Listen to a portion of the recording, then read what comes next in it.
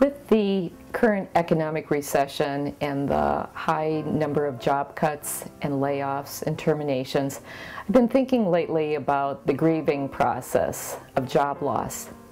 It reminds me of the parallel between the grief cycle that was coined by Elizabeth Kubler-Ross back in 1969 with her book, Death and Dying.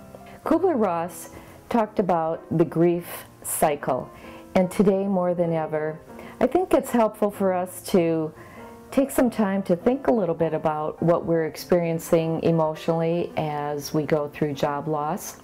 The first stage is shock.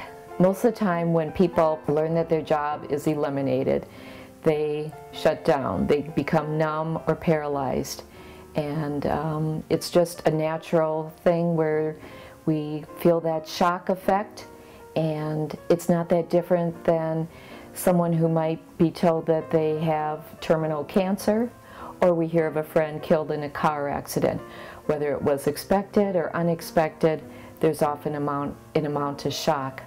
Next stage is denial. As an employee, you might think this is just a bad dream, this can't be happening to me, and we can look at the stage of denial as the second stage, and perhaps we'll move back and forth between shock and denial. The next stage is anger. A lot of people ask, why me? I'm a loyal employee, I've been here a long time, I'm productive, I'm educated, I'm in the middle of a project. I have to finish this project, why me? And so the whole anger stage is set. Another stage that follows is bargaining. We might think, what could I have done differently? Was it something I said? Maybe if I call HR back, I could become a consultant or get hired back. It's a little bit of the what if. It's the stage we call bargaining. And then there's the stage of depression.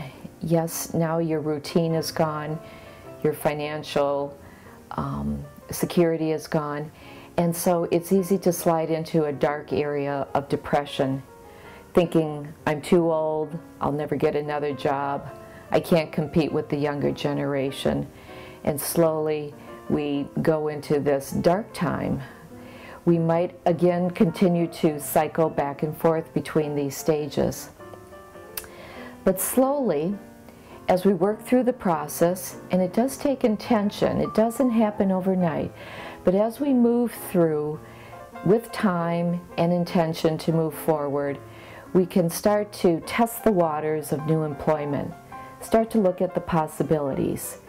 That includes updating our resume, doing some networking, calling a friend, starting to get a little more proactive, taking care of ourselves, doing some exercise, starting to look forward rather than backward.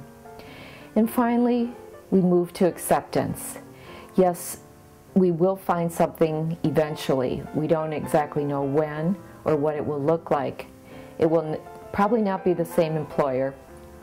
It might be something totally different with a new employer. That's a little bit about our creativity and our resilience to move forward.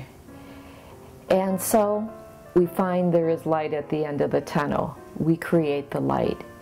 And I encourage everybody at this time who might be concerned with job loss for themselves or for a friend, a family member, to remember a little bit about how the grief cycle works and to realize it's a natural emotion as we create our new career path.